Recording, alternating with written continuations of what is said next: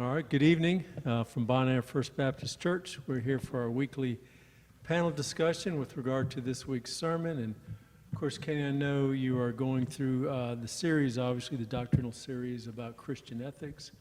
I looked at the outline from the first sermon you preached on this topic, and by way of background, I'm going to ask a question as to that first, though. But I know you had really 3 weeks, I guess. You had Old Testament ethics, part 1, 2, and 3, and now we're moving today into secular ethics. But getting back to that first outline, you had written in there that I don't think you can truly understand and appreciate Christian ethics unless you consider the other ethical systems, and that certainly blended into today's sermon. But Right. Let me ask you, I guess, just as the background or the intro to this panel discussion, why do you say that?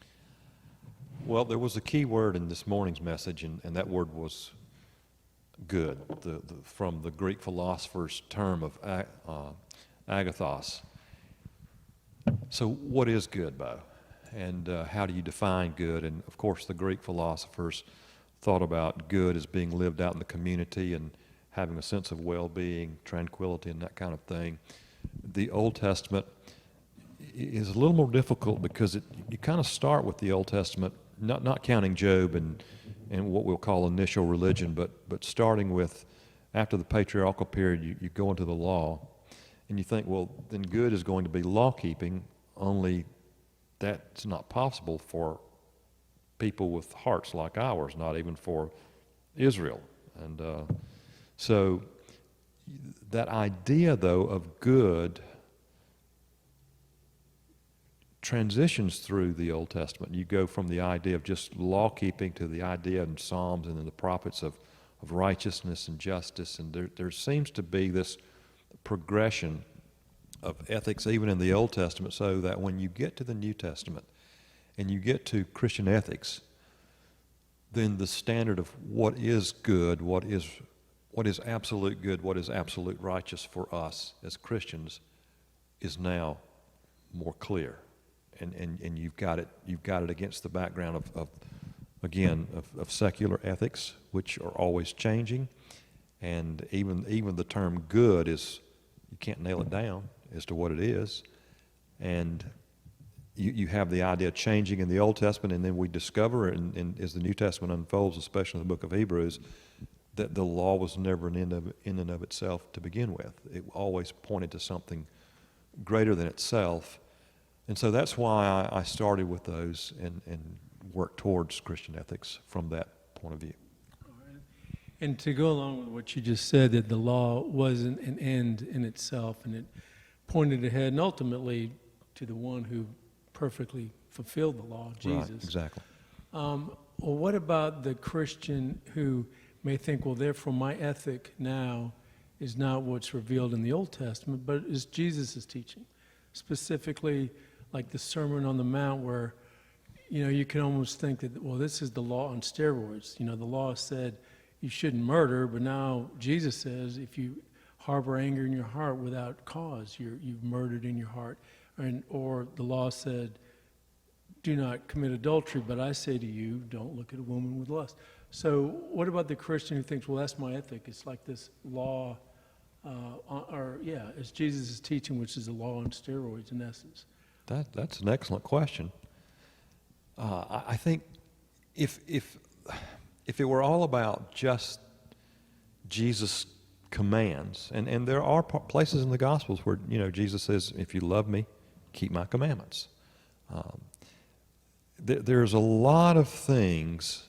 The Lord's Prayer, for instance, you will be forgiven as you forgive. But then in Ephesians, Paul says, you're forgiven for Christ's sake. So is that contradictory? No, it's not contradictory, but it's part of a progressive plan.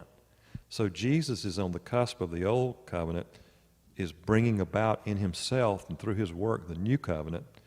But when he gives the Sermon on the Mount, a lot of people do take that as the law on steroids. Well, if they couldn't keep the law, how in the world could you keep the law on steroids? It would be impossible. I think what we see in the Sermon on the Mount is a new reality introduced by the phrase, "You have heard it said, but now I say." And so there is a new ethic, a new kingdom ethic that Jesus is introducing, and the Gospels are going to be explained in the epistles.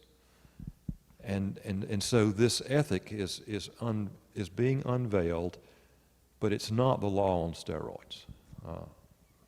And if I can just do a follow-up with that, I know you obviously preached, I don't know if you were preaching through Matthew or just through the Sermon on the Mount, but you referred to that being kingdom ethics. Yeah. I do know that. Well, what is the distinction, Christian ethics versus kingdom ethics? Well, you're ahead of me because I'm going to bring that up in the next Okay. 3 weeks. But Right. I would just say that kingdom ethics is more of an ideal, and then the Christian ethic is fleshed out, living according to that ideal. All right. And you can't live according to that ideal if you don't have a new heart. That's what I would say. Thoughts on that? Okay, I'm trying to work through that. I guess I look at it from another angle. The Sermon on the Mount, you've heard it said, but I say, well, one, it points to the impossibility if they ever thought they could have kept it. He's just ratcheting it up and saying you can't keep it. But it's the difference in, we think we want to be good or whatever. That's more of a horizontal. Our ethic to be good is more of a horizontal. He calls us to be righteous Right. and to be holy. That is something that I guess he was kind of getting at in the Sermon on the Mount. He's saying, I'm calling you to something. You thought it was impossible with the old covenant, and so that's more of a state rather than a behavior. Now, the behaviors will follow, as you often say, entailments. Right. But the state of being is righteousness and holiness. And that only comes outside in, Right. which kind of gets back to what you were saying today. In a closed system, that's why we're never going to get it. That's right. But I think yes, the ethic is there, but when we talk about ethics, we're primarily looking at a horizontal kind of thing. I think something else that it does too is it presents ethics as not only unchanging, but it represents the spirit of the law behind the letter of the law. And again, the impossibility of a human being keeping that, a fallen human being who is prone to sin, it was impossible in the old covenant. To add something to it makes it more astonishing, really. Yeah. Well, and I know I kind of went from the background here where we're talking about the Old Testament law, but I did want to ask about Jesus' Sermon on the Mount, where he clearly refers to the Old Testament law. Right. But I know that's kind of the previous weeks we've looked at, and now obviously this week you have taken more of the worldview or different worldviews on ethics and talking about secular ethics and using this passage in Acts, Paul in Athens with the Greek philosophers and him at the Areopagus, where he's encountering these Greek schools, Stoics and Epicureans, and I know you're not limiting secular ethics to those specific Greek philosophies, No. but more of a broad brush in your sermon this morning. But I guess with that, what I thought was interesting, and I don't know that I really have a question to it, but when Paul's encountering this, I just like how Luke writes it, that Paul's encountering these philosophies, and he's just describing how Paul responds, and where you read that it says, he seems to be, there he's referred to as a babbler. He says he seems to be a preacher of foreign divinities because he was preaching Jesus and the resurrection. Yeah. And to me, that was just very concrete. It wasn't this lofty, pie-in-the-sky kind of airy discussion about good and what's new and all the rest. It's very specific. It was Yes. centered on Jesus Right. and the resurrection. Right. And anyway, again, I don't know that I have a question with regard to that, but it's more of an observation that's very much central to me the Christian ethic is centered on Christ and what he did, Absolutely. and that truth, and it's not so much just how do we live. It was more of a relational experience rather than a set of rules that we need to follow as in ethics. Yeah, I think, again, ethics, when you think about secular ethics and you think about the rules and you think about the goals and how they change. Now, you know, we have the Bible as the authoritative Word of God, but we don't have in front of us everything that was said. We have in front of us everything that we need to know about what was said. I'm sure that Paul went into great depth, as he could, because he himself was a scholar, with these men in these arguments. He probably did. One of the things that I wonder about, Bo and Ed, is how much, because the Old Testament, I made this point too, the Old Testament wisdom literature, which you could call philosophy, came before the Greeks. I wonder if the Greeks did not have some knowledge of that material. At least by this time, they certainly had knowledge of it, because in the synagogues there was a mixture of Jewish people who were of the diaspora, they were scattered, and Greeks. So there's the meeting of the minds. These Greeks are hearing from the Old Testament every week, but now they're not hearing terms like resurrection. Gosh, I'm trying to think of the Greek word for that, because it uses it in the text, and I read it several times. I want to say anastasia, but I'm not sure. But that word, they really fastened on that word. They fastened to that word, and it was a lot of focus. And I'm sure Paul explained the resurrection in detail. Well, what do you mean? They like spiritualize it, not a literal or physical resurrection? Well, if you think about Greek philosophy and what they held to, you know, Plato talked about this life is a shadowy life, and what lie beyond this were the forms, and that was the more solid life. And so the Greeks were not fond of bodily resurrection. They were more into what you might call soul and spirit. They didn't want another body. They saw no sense in resurrection. And so I think that's the point, because, again, at the end of the sermon, when he mentions the resurrection, most of them dismiss him. They do not want resurrection. Mm-hmm. That is not part of their philosophy. But some did. Some listened. I guess one question I would have in that regard, though, what's the point of an ethic if there's no lasting effect? If you're going to live and this is all that there is, why not get all I can get, regardless of what, the consequences to others? Well, and so we see it day in, day out. Absolutely. I mean, the truth is, and that's the nihilistic view, Yes. that nothing really has any meaning. And so, why not? And every one of these, every school of thought, Christian included, if you push it back and push it back, it will eventually get to a wall. And there has to be an assumption based on faith on every single one of them. Yes. Ours happen to be, it is the character and person of God that is the source. But all the others, you push it back and just say, well, why should I care? What does it matter? If I can get what I want, as you say, and get away with it, why not? And then all things start pouring in as to why, well, you want the greatest good for the greatest number, Right. or you want to, well, why? Exactly. And you get to that wall, inevitably. That's exactly right, and that's the answer. I mean, I guess nihilism has always existed in some form. Even if you go back to the Epicureans and the Stoics, they were pantheists.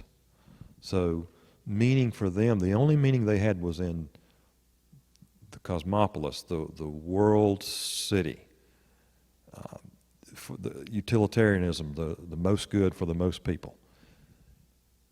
But that breaks down, and when you don't have an absolute authority, which is why I think Aristotle wanted to go back to the unmoved mover, but still he was not going to personify that.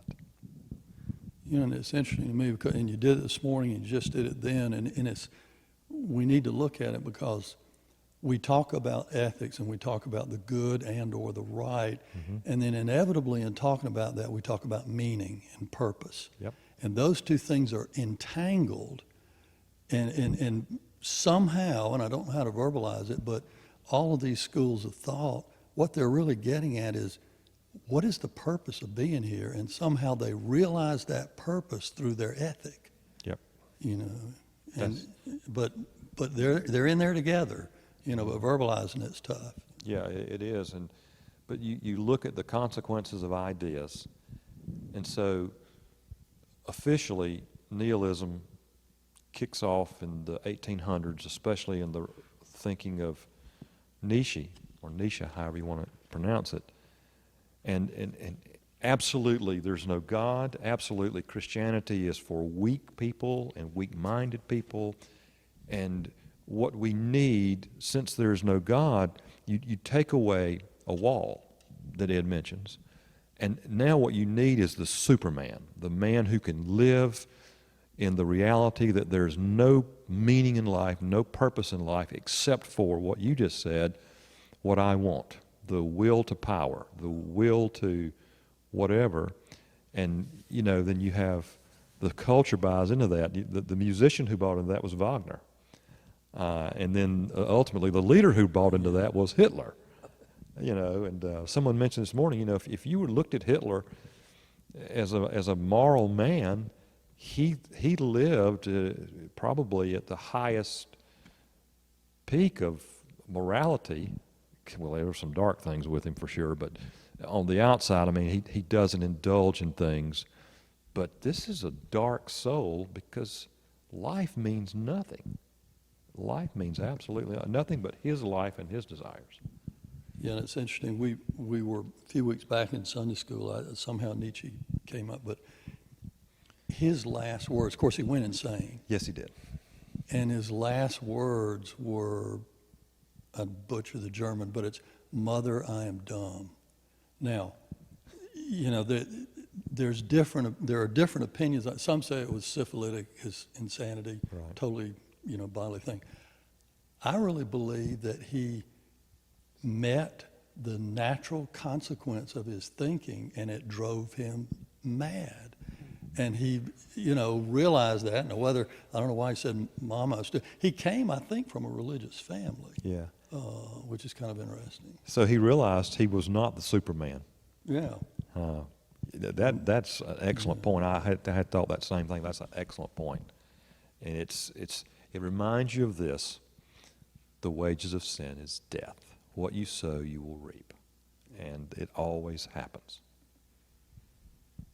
Well, let me ask you this. I guess two questions. Let me ask this one first, though. I know in your sermon, it may have been in your outline too, you said at some point all secular ethics will fail. Yeah. And my question is that the result of the system, you know, false belief system, or is it because of the failures of the followers of that system? Well, let me ask you and Ed that question. You deal with the law.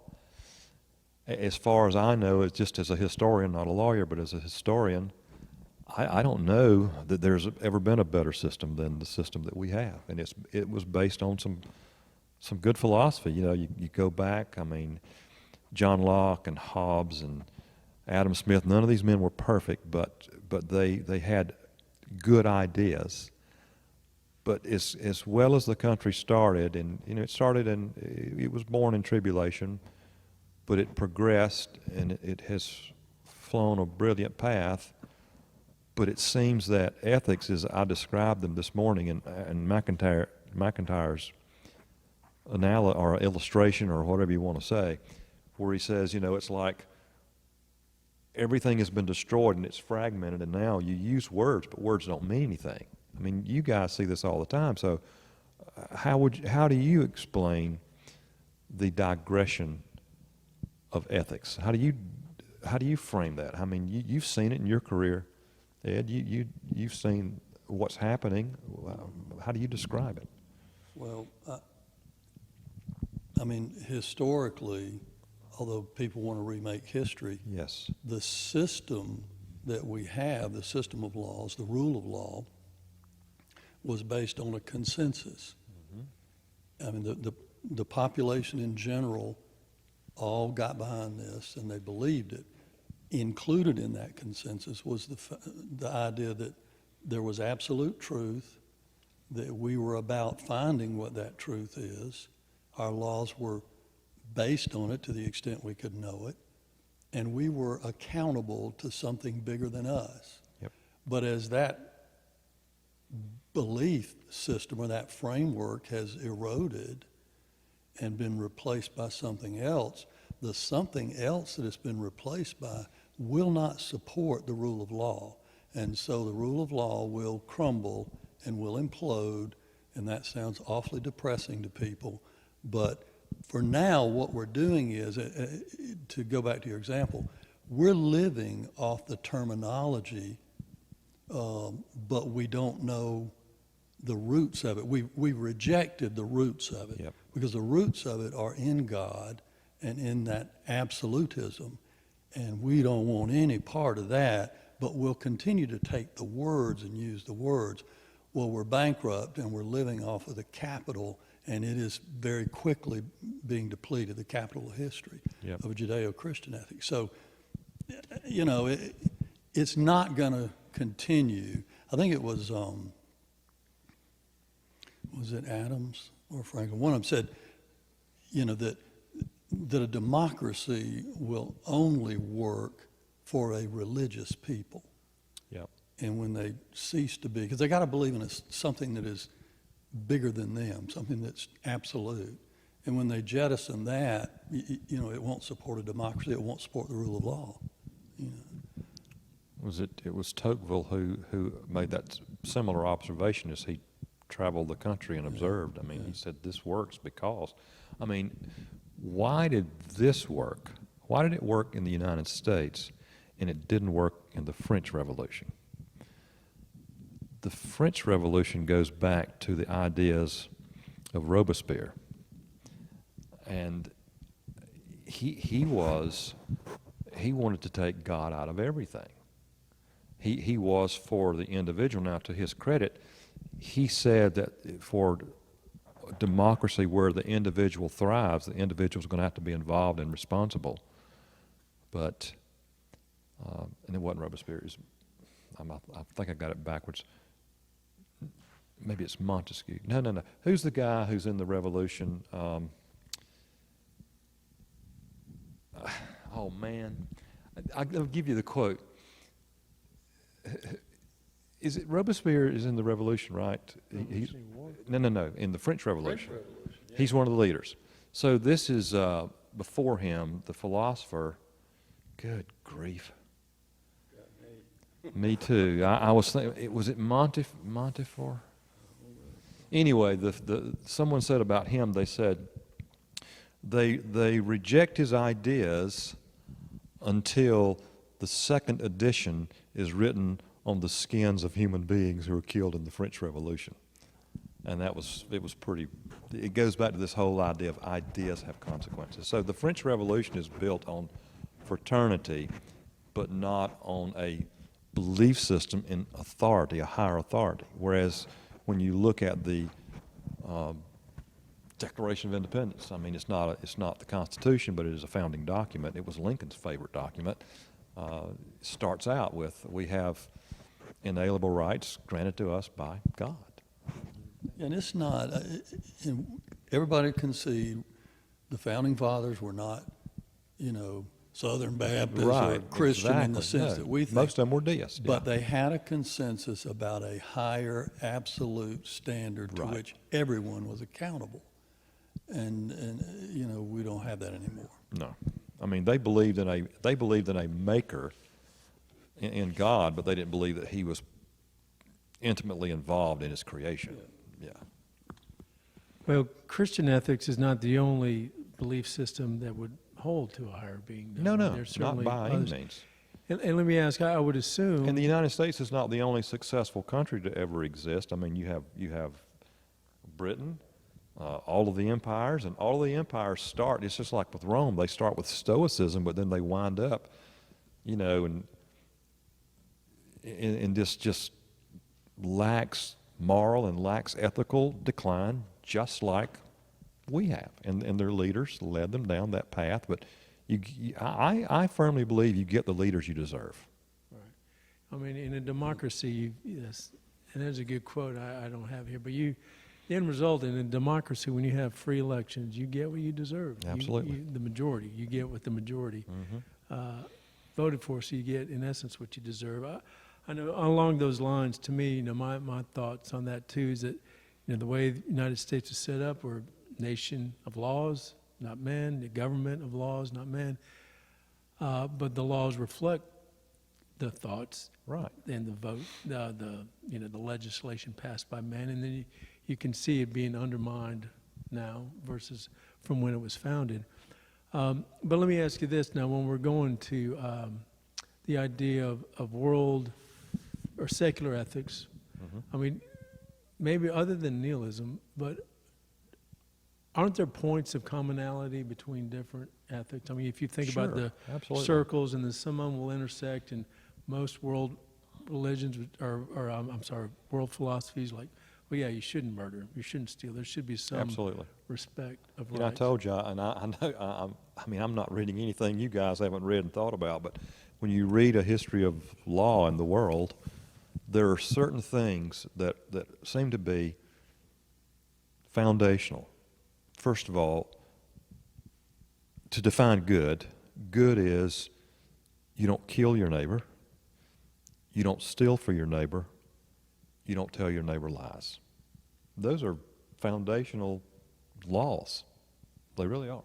I mean, there are others, and the different religions then will add things into different cultures, but those are foundational laws, respect of law and property and respect of the law itself.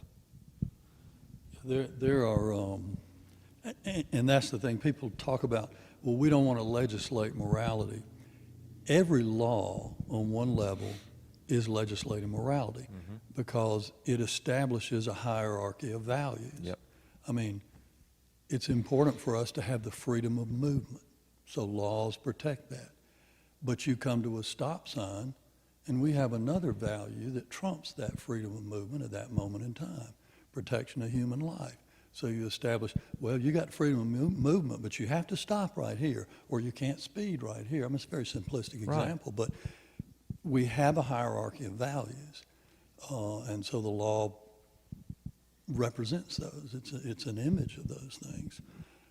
The problem is that we've now elevated the individual over the law, and so it's anything goes kind of thing.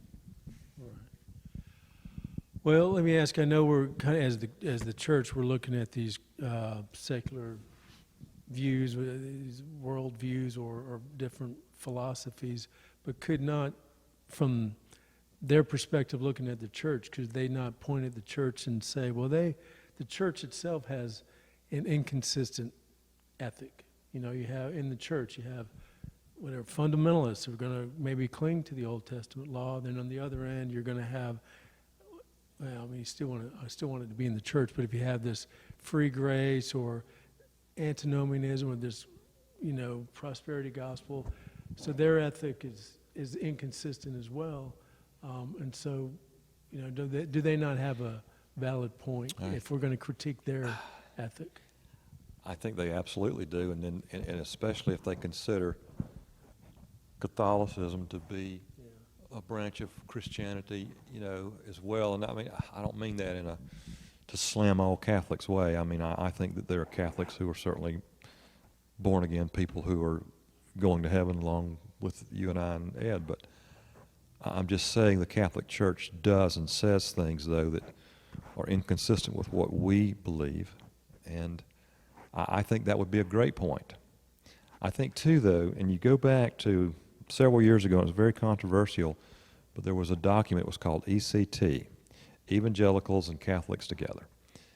And what that document did was, it was a statement that said, okay, yeah, we disagree on some things, but here are things we agree on. Now, from my perspective, it was too political. However, it did state that we do hold things in common.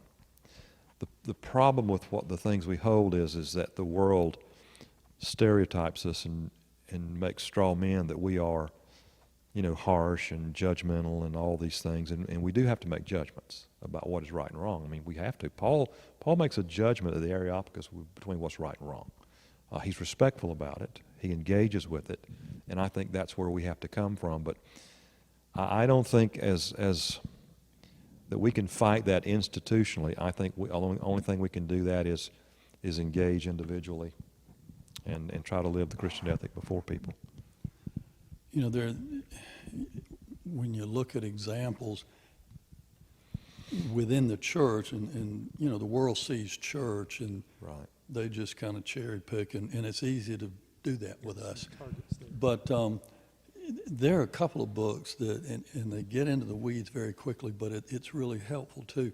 Geisler has a book, Christian Ethics, very good, and it addresses, for example, there are like 5 or 6 types or views of ethics. Well, within the church itself, in reading through that, 3 of those are within the church. Mm-hmm. There's the absolutism that something is always wrong and there can never be a circumstance where it'd be right. And then there are the hierarchical ones who say, well, there are absolutes, but they are ranked. There are certain things. And then there are I forget what the other one is. But you see all 3 of those within what the world calls the church. And so, they can easily say, you guys aren't even consistent. Yeah. And we're not. Christians hold different views on that. I talked about that in the sermon today. You can't. They gave an example, Geisler gave an example. Corrie ten Boom once said that she lied to the Nazis in order to protect or save some Jews. Okay, well, that was the jumping off point for how do these different theories view that? Is it ever okay to lie? Rahab, and different groups of Christians will come down different places on that. Mm-hmm. Well, the world loves that. They snap that up and say, you can't get your act together, But it's fascinating, and where is the truth in that? What does God say about that? And that's the adventure of finding that. It is the adventure. So I have a mild ethical dilemma. I don't have your Geisler book. Do you have your Geisler book in your possession? I have it. Yeah. Okay, so the one I've got is mine. Then I was afraid for a moment you'd loan it to me, and I've been writing all over it. But the Geisler book is a very good book. Well, and what's good it's about very both of those, it's very technical, but it's good. Yeah. Yeah, and the other one by Feinberg, I think it's a father and son. What's good about both those books is the first part of the book, they'll talk about ethics, the different schools, how you think about it, but they spend a lot of the book talking about and using those principles for issues that we're dealing with now. That's right. They look at same-sex marriages or pornography, or we all say, oh well, we got that down, we know what, but put it in the framework of an ethical framework for a Christian. Abortion. All those kind of things. But they're 2 good books. I would recommend. Is the name of that one Ethics for a Brave New World? Yep. Yeah, I've got that one too. So, but you've got yours at home. I do. So I'm safe. I was sure to get them back from you. The only thing I disagree with the Ethics for a Brave New World is that he does come at it from a real strong covenantal perspective. Yeah, he's more of an absolutist. Yeah, he is. He's very covenantal, and he's not a theonomist by any means, and he presents that at the beginning of the book about different views on that as well. But he's not. I don't know. Sometimes it's hard to follow when 2 people write a book who's saying what. But anyway, they're not theonomists, but they would tend to be a little more covenantal than I would. But it's really good reading, and they talk about medical ethics. And there's going to be other things like genetics, cloning, artificial intelligence. I mean, there's all of these things, and what is there a requirement for a Christian response to this? Well, having asked that question about the different perspectives within the church itself, I know that's obviously one of the points, I assume, of your series now to Yeah, on Christian ethics. it will be. To, you know, provide that foundation for us, and it's something that we all can consider. It does remind me, I had gone through that series, Experiencing God. Yep. And one good analogy that I thought was in that book was talking about the Canadian equivalent of the Secret Service that prosecutes counterfeiters. And they said what they do to be as good at their job as they are is that they don't study, like they don't profile counterfeiters, they don't study the process of counterfeiting and what the latest trends are. What they do is they know the truth, the true denomination, the true money in and out, inside and out. They just know it's in the intricate details of the truth, of the true dollar, the money system, whatever it is. And they just know that so well. And then anything that doesn't measure up to that, they know it to be counterfeit. And the obvious point being that that's how truth is, you know, that we should know the Bible, we should know truth Right. as well as we can, and we should know Christian ethics and what our proper worldview should be, and then anything that, know it that well, and then anything that doesn't measure up to that, we know to be false. And that's the aim of Christian, Right. of the series Christian Ethics. It Yeah, really is. and- That's the and- aim of it. And Yeah. the point of secular ethics, Yeah. as we Well said. discussed today. Well said. All right, well, I know we are out of time, but any last thoughts, anything I didn't maybe cover in any question that you want I'm to good. express? Well, just to make a point, to piggyback on what you said, one of the theories, the situationism, or the Fletcher's, situation ethics. Yep. You made the point this morning. We are seeing that in the culture at large. I mean, anytime you talk to somebody about something, the comeback, if they disagree, is, well, that's good for you, but, and we accept that as a law that as long as it's good for me, then it's right or it's good.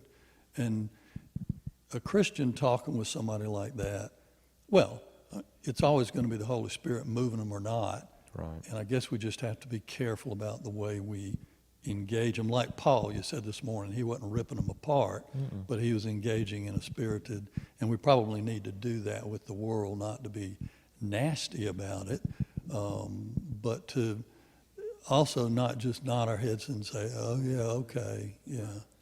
And you have to ask questions like, okay, if this is good for you, and if what's right is what's good for me, then okay, one day if you're just not a very good person, and I kill you because I think that's a good thing and right and okay, and a lot of people benefit from that, from your demise, then does that make that all right?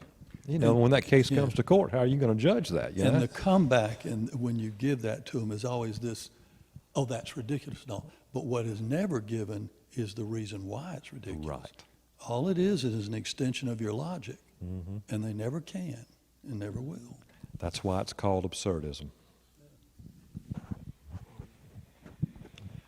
All right, well, we can close up now. Enjoyed the conversation. did Listen to too. y'all's thoughts on that. But let me close this in prayer then, okay?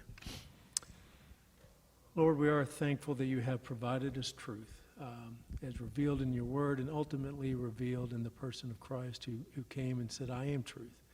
And I pray that we would just know you better through our experience of your Spirit working within our spirits, Lord, and drawing us to yourself, and through our study of your word. And I pray that as we read your word and study it and go through this series now, that your Spirit would illuminate our hearts and lead us to walk in accordance with the calling that you've given to us as we interact with others and understand that they have maybe a different framework, a different mindset than we have been, that we have through your word and through your Spirit dwelling within us. And pray that you would just be with us at all times, Lord, and may we seek to honor you and serve you in all that we do, especially as we interact with others.